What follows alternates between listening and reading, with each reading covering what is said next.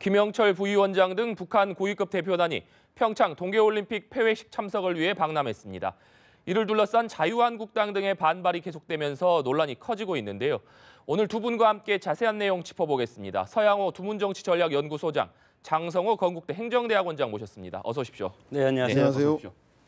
네, 지금 김영철 부위원장 일행 KTX를 이용해서 이동 중인 것으로 알려져 있습니다. 곧 이 평창 진부역에 도착할 것으로 보이는데요. 일단 오늘 오전에 이 경의선 6로를 통해서 방남을 했습니다. 하지만 이 자유한국당이 이 저지에 나서면서 방남하는 첫 일정이 순조롭지만은 않았는데 일단 어떻게 보셨습니까? 그렇죠. 김영철 전 정찰 총국장이면서 현재 통일전선부장 아니겠습니까? 네. 대남 공작을 총괄하는 책임자입니다. 따라서 천안함 피격을 본인이 직접 지시하지 않았던 그 책임으로부터 자유로울 수는 없을 것입니다. 그러나 문제는 북한이 우리와 군사적으로는 적이지만 헌법적으로는 통일의 대상이기도 합니다. 그렇기 때문에 박정희 대통령 시절 이우락 중앙정보부장을 평양에 보내서 김일성 위원장을 만났었고, 또 박근혜 전 대통령도 2002년 의원 신분으로 북한에 가서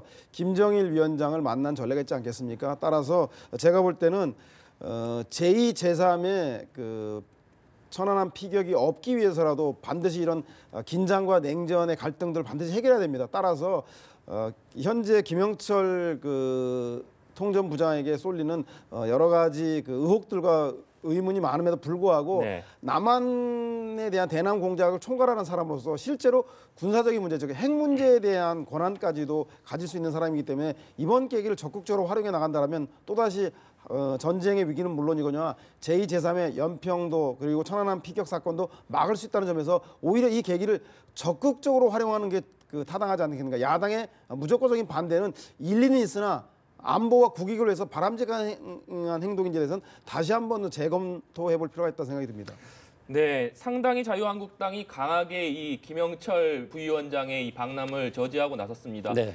이 자유한국당 복당 이후에 움직임이 좀 공개적인 활동이 많이 없었던 김무성 전 대표가 이 위원장까지 맡으면서 한국당이 강한 입장을 고수하고 있는데 이 배경은 좀 어떻게 봐야 될까요? 물론 강한 야당의 모습을 보여준다고도 볼 수 있고 정당의 모습이 국민들한테 어필해가지고 본인들의 어떤 목적을 달성하는 것이 근본적인 취지 아니겠습니까? 네. 그러나 지금의 모습 물론 지금 거기에서 바리케이트를 치고 오지 못하게 하는 그런 모습들이 물론 어떤 정치적인 어떤 이득을 위해서 한다기보다도 어떻게 보면은 한국당의 어떤 정체성과 맞기 때문에 천안함 폭침의 배후 아니겠습니까? 이런 사람을 들어와서 우리가 협상을 할 수가 없다. 이런 식으로 강하게 나타나고 있는 것을 어떤 정치적인 징표의 어떤 표시라고 보는데 자유민주주의 체제에서 있을 수 있는 모습이라고 봅니다.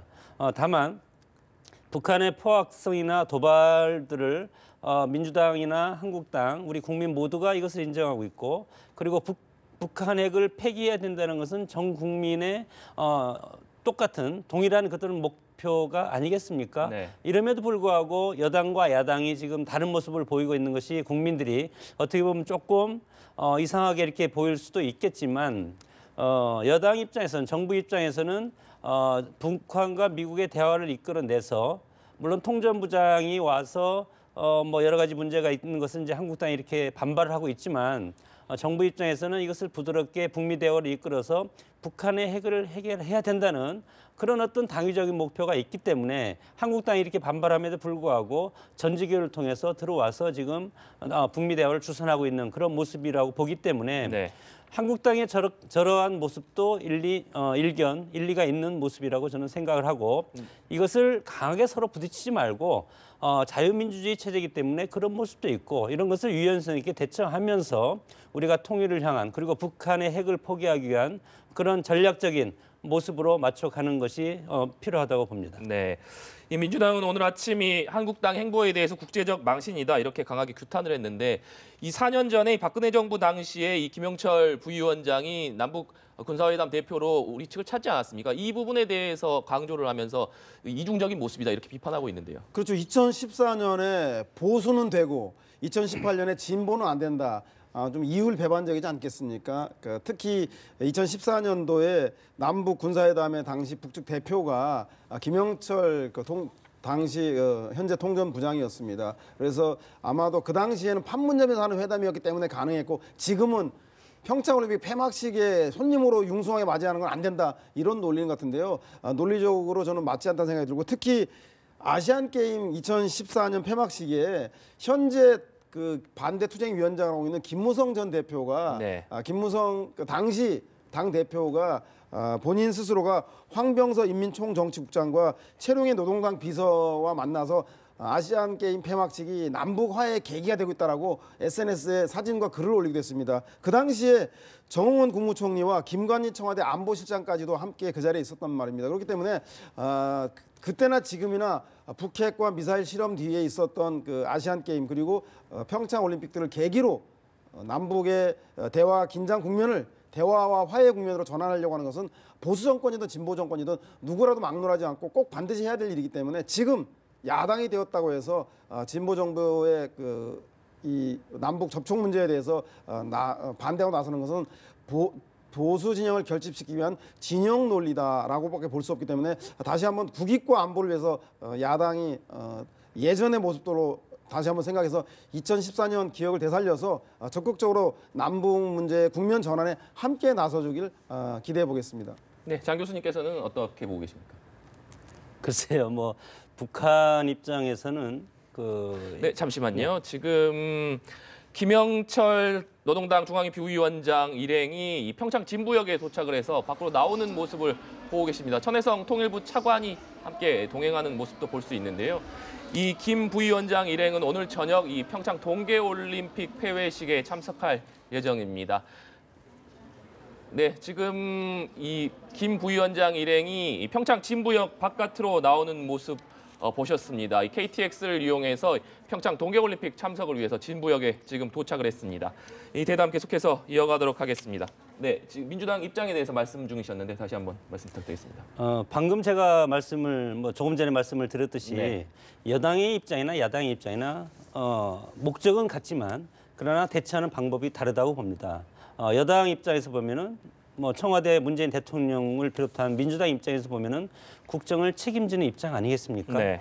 야당 입장에서는 국정을 책임지기보다도 정부의 빈 공간을 공격해가지고 야당의 입지를 세우는 것이 어떻게 보면 정당의 이득을 위해서는 그렇게 할 수도 있다고 저는 생각을 하기 때문에 한국당이 지금 이렇게 공격하는 것도 어떻게 보면 이유가 있고 민주당이 저렇게 북한에 지금 김영철 통전부장을 지금 들여와서 북미 대화를 주선하고 있고 북한의 핵을 포기하기 위한 이런 여러 가지 남북 대화의 어떤 모습을 진전시키기 위한 노력 이런 것도 일리가 있기 때문에 그때 당시 여당과 야당 그리고 지금의 여당과 야당이 바뀌었지만 서로 공격할 필요는 저는 없다고 봅니다. 네. 여당이 되면 북한과 대화를 통해서 평화롭게 한반도 핵과 긴장을 해소해야 되는 것이 정권의 목적 아니겠습니까?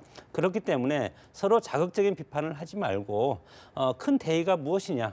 북한의 핵과 미사일을 포기하고 그리고 한미 동맹을 근간으로 해서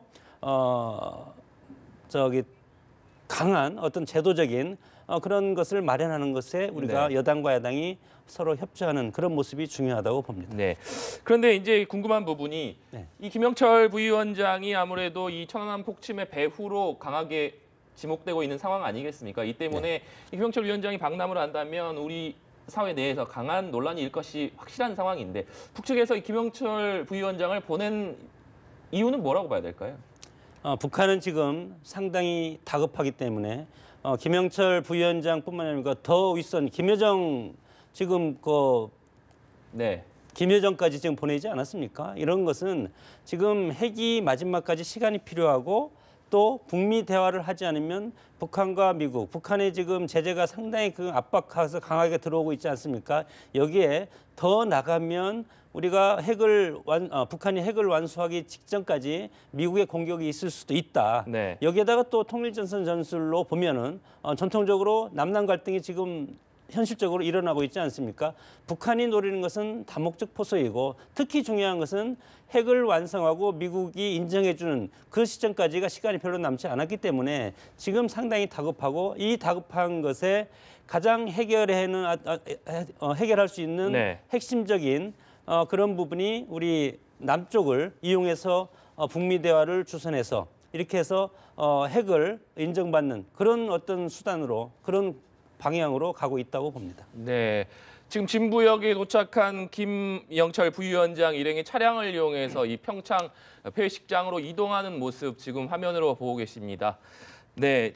이번 그 김영철 부위원장의 방남으로 인해서 정치권이 확실하게 이 양분되는 모습을 좀 보이는 것 같습니다. 민주당과 민주평화당 그리고 자유한국당과 바른미래당 이렇게 좀 양분되는 모습을 보이고 있는데 그 부분에 대해서는 어떻게 보고 계십니까? 뭐 결정적으로 어느 특정 정당에 유불리할 것 같지는 않습니다. 네. 예전에 남북 대결 국면 긴장이 조성되는 총풍이나 북풍이 보수 정권의 이득이 되지 않았고 특히 남북 간의 화해와 협력이라고 하는 햇볕 정책이 진보 정권이나 진보 정당의 선거에 크게 도움된 적도 없습니다. 그래서 국민들이 이 사안을 냉정하게 바라볼 거라는 생각이 들고요. 다만 정치권 내에서 이번 남북 간의 접촉을 계기로 해서 자유한국당과 바른정당의 대북관과 안보관이 일치한다라고 하는 정체성이 면에서 동일하다는 것이 확인되었고 그리고 민주당과 민주평화당, 정의당이 또한 대북안보관이 근접했다는 것이 확인됐습니다. 따라서 이런 구도가 정치권 내에서는 지방선거에서 1대1 여야 간의 대결 구도로 올라갈 가능성이 이번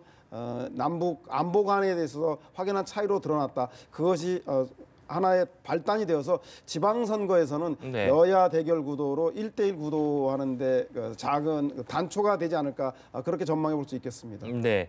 지금 이 설 연휴가 끝난 직후에 이 민주당과 한국당이 어렵사리 국회 정상화에 합의하지 않았습니까? 네. 사실상 법사위에서 이 권성동 위원장의 항의를 하면서 민주당이 항의를 하면서 시작된 이 국회 파행이 사실상 어렵사리 정상화가 됐는데 다시 이렇게 한국당이 김영철의 방남에 강하게 반발하면서 또 이 극한 대치 상황으로 가고 있습니다. 이 남은 2월 국회 어떻게 될 것으로 좀 전망을 하십니까? 우리 정치에서 남북 문제는 모든 것을 빨아들이는 블랙홀이다 이렇게 저는 이제 생각이 드는데 특히 이번 방남으로 인해서 한국당이 강하게 지금 반발하고 있지 않습니까? 네. 2월 국회는 저는 물 건너갈 가능성이 상당히 커졌다고 봅니다. 국회 파행이 이루어질 수밖에 없는 이런 시점인데 정책이냐 정쟁이냐 우리가 지금 국회를 열어서 입법을 빨리 통과시켜야만이 새로운 정부가 개혁 정책을 실시할 수도 있고 그리고 정치권에서 입법화를 하지 않으면 국회의 존재 가치가 없지 않습니까? 이런 상황이 상당히 이제 아쉬운 것이 이번에 북한의 이런 방남으로 인해서 2월 국회가 지금 물 건너가게 생겼는데 이렇게 되면 여러 가지 지금 문제가 많은 것이 입법화의 차질이 상당히 큽니다.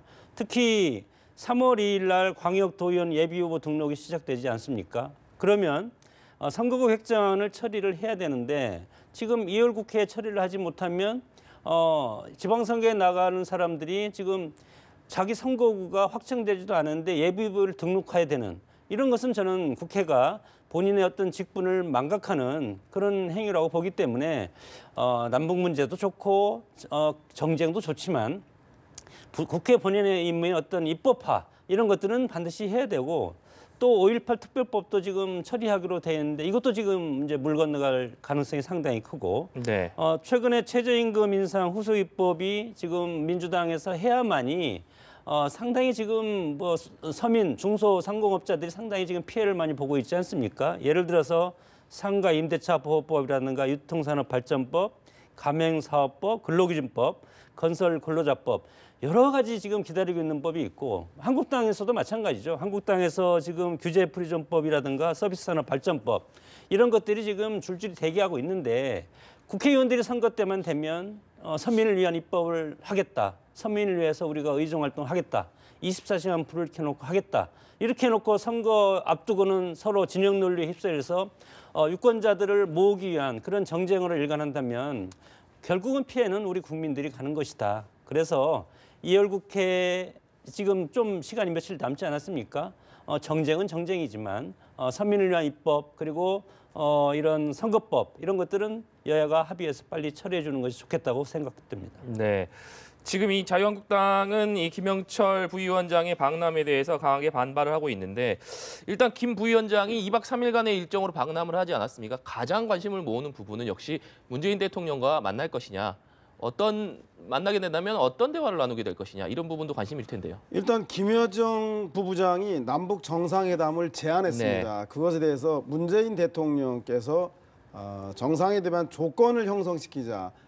그리고 그 우물에서 숭늉 찾기 해서는 안 된다는 취지로 얘기를 했기 때문에 아마 그 조건에 대해서 여러 가지 의견이 있을 것입니다. 특히 북미 간의 사전 대화를 통해서 남북 정상회담이 되기 전에 북미 간이 먼저 사전 조율에 나서달라고 부탁했기 때문에 아마도 제가 볼 때는 김영철 그 통전부장이 최소한 정상회담을 앞두고 조건을 형성하기 위한 어떤 제안을 할 가능성이 매우 높다. 따라서 저는 그 제안에 대해서 청와대를 비롯한 그 국가 NSC에도 그 긴밀히 검토해야 되겠지만 국회가 이렇게 공전될 것이 아니라 국회 정보위라든가 국방위를 통해서 북한 측이 만해있을지도 모르는 제안에 대해서 남남 갈등이 재발하지 않도록 한국 정치권 내에서 동의와 설득의 과정들이 또 필요하지 않나 싶은 생각이 듭니다. 특히 만약에 북한이 북핵 실험과 그리고 미사일 발사를 중단하겠다. 그러니 한미 군사훈련을 중단해달라. 그리고 이후 향후에 비핵화로 하기 위한 대화에 나서자라고 전격적으로 제안할 수도 있는 무게감 있는 사람들이 많이 내려와 있습니다. 따라서 그 문제에 대해서 촉각 있게 관심을 가져야 되지 않나 싶은 생각이 듭니다. 네, 이 상당히 의미 있는 중대한 메시지를 들고 왔을 가능성에 대해서도 전망해 주셨는데 역시 그렇다면 그것은 결국 김정은 위원장의 이 지난번 김여정 부부장이 가져왔던 친서와 마찬가지로 이 김정은 위원장의 메시지라고 볼 수 있지 않겠습니까? 실제로 이 김 위원장의 메시지를 갖고 왔을 가능성 좀 어떻게 보고 계십니까? 지난번에 김여정이 방남했을 때도 마찬가지로 친서를 가지고 왔지 않습니까? 마찬가지로 김영철 노동당 부위원장 지금 통전부장 네. 마찬가지로 지난번처럼 친서라든가 남북 정상회담을 구체적으로 어떻게 하자. 왜냐하면 이번에 대미 협상가인 최강일 부부장도 왔고 그리고 대남 협상의 리성권 조평동 위원장이 또 다시 방남을 했고 그리고 3주 전에 응원단과 같이 온 맹경일 통전부 부부장이 지금 3주 동안 계속 지금 한국의 평창에 머물고 있지 않습니까? 이런 상황을 봤을 때는 북한이 던질 수 있는 모든 카드는 북한이 지금 다 던지고 싶어하는 그런 모습입니다. 그러나 이제 다만 이런 것들이 우리 남남 갈등의 어떤 한 요소가 지금 되고 있고 그리고 미국이 북한을 대화의 상대로 인정하냐 안 하냐. 이방카 보좌관이 뭐라고 했습니까? 한국과 미국의 공고한 대북 제재, 압박, 효과를 보고 있다. 이런 상황으로 봤을 때는 공식적인 대화는 없을지라도 어떻게 보면은 북한이 끊임없이 우리 문재인 정부를 향해서 일단은 남북 대화를 하고 이 남북 대화의 어떤 시너지를 가지고 북미 대화를 이끌어갈 수 있는 그런 것이 지금 북한한테 상당히 필요하기 때문에 이런 것들은 사활을 걸고 남북 정상회담 그 이상의 것도 지금 일단은 제안을 해서 북한으로서는 시간을 벌기 작전에 들어갈 가능성이 상당히 크다고 봅니다. 네, 지난 개회식 때는 이 북한 김여정 그리고 미국의 펜스 부통령이 이 방한을 했습니다만 접촉은 이루어지지 않았습니다. 하지만 지금 이 트럼프 행정부의 최고 실세라고 할 수 있는 장녀 이방카 트럼프가 와 있는 상황이고요. 이 김영철 부위원장과 만남이 있을 것이냐 이 부분도 관심을 끌고 있는데 어떻게 좀 보고 계십니까? 원래 외교라는 것이 앞에서는 인상을 쓰고 있지만 테이블 밑으로는 손을 내밀어서 은밀하게 악수하는 게 외교인데 지난번에 펜스 부통령도 남북 단일팀이 입장할 때 애써 외면하면서 오히려 아베 총리와 귓속말을 나눈 것처럼 보였지만 네. 미국 워싱턴 포스트가 보도에 따르면 사실 미국과 북한 측이 회담을 비밀리에 추진했었는데 북한 측이 거절해서 불발됐다는 걸 보도하고 있습니다. 이번에 월스트리트 저널에서도 미국과 북한이 계획되지 않은 접촉이 이루어질 가능성이 매우 높다라고 얘기를 하고 있습니다. 네. 따라서 공식적으로 접촉이 이루어지지 않더라도 비공식적 접촉은 충분히 가능성이 있는 것이 지난번 김여정 펜스의 와의 그 북미 접촉을 추진했던 것으로 확인할 수 있겠습니다. 네, 지금 이 북미 접촉에 대해서 이 가능성을 주시하고 있는 것이 미국 대표단의 이 북한 문제를 담당하고 있는 앨리슨 후커 보좌관이 또 포진해 있고 네. 또 오늘 방남한 이 북한 대표단에 말씀해 주셨듯이 최강일 북미국 부국장이 있기 때문에 이 둘 다 이 북한과 미국 전문가들 아니겠습니까? 이 때문에 이 북미 접촉의 가능성이 좀 높게 점쳐지고 있는 상황인데 좀 어떻게 보십니까? 대화라는 것은 협상의 안이 있어야 되는데 미국이 협상안은 지금 분명하다고 봅니다. 전제는 북핵 포기인데 북한이 북핵 포기를 협상 카드로 들고 나와서 만날 수가 있을까? 지금 분명하지 않습니까? 트럼프 대통령 입장에서는 대북 제재, 해상 차단까지 들어왔고 네. 이것의 목적은 북한과의 대화가 아니고 북한의 핵 동결이 아니고 북한의 핵 포기, 다른 말로 하면 확고한 제도적 조치를 통해서 북한이 핵을 포기하게 만들 수 있는 그런 대화가 필요하다고, 그러면 대화에 나가겠다는 것이 입장이기 때문에, 물론 후커 한국 담당 보좌관이 지금 같이 왔지만 탐색적 대화는 가능하다고 봅니다. 탐색적 대화는 가능은 하지만 이방카 보좌관이 직접 북한과 대화를 하기에는 아직 여건이 성숙되지 않았고, 북한도 마찬가지로 지금 김영철 통전부장이 내려왔지만 김영철 통전부장도 마찬가지로 성과를 보이지 않으면 북한 가서 김정은으로부터 어떤 처벌을 받을지 모르지 않습니까? 남한으로 내려와서 성과가 없는 사람은 역대적으로 보면 북한에 올라가서 다 어떻게 보면 처벌을 받고 이런 경우가 있었기 때문에 상당히 직접적인 공개적인 대화는 상당히 서로 꺼릴 가능성이 크다. 왜냐하면 분명한 어떤 회의의 주제는 전제는 북핵 포기라는 것이 있기 때문에 서로 이 북핵 포기를 미국은 주장하지만 북한에서 이것을 안을 올려놓고 협상을 한다면 협상의 결과가 나와야 되지 않겠습니까? 그렇기 때문에 탐색적 대화의 수준에 머물 가능성이 크다고 봅니다. 네, 알겠습니다. 오늘 두 분 말씀은 여기까지 듣도록 하겠습니다. 지금까지 서양호 두문정치전략연구소장, 장성호 건국대 행정대학원장과 함께 얘기 나눠봤습니다. 오늘 말씀 감사합니다.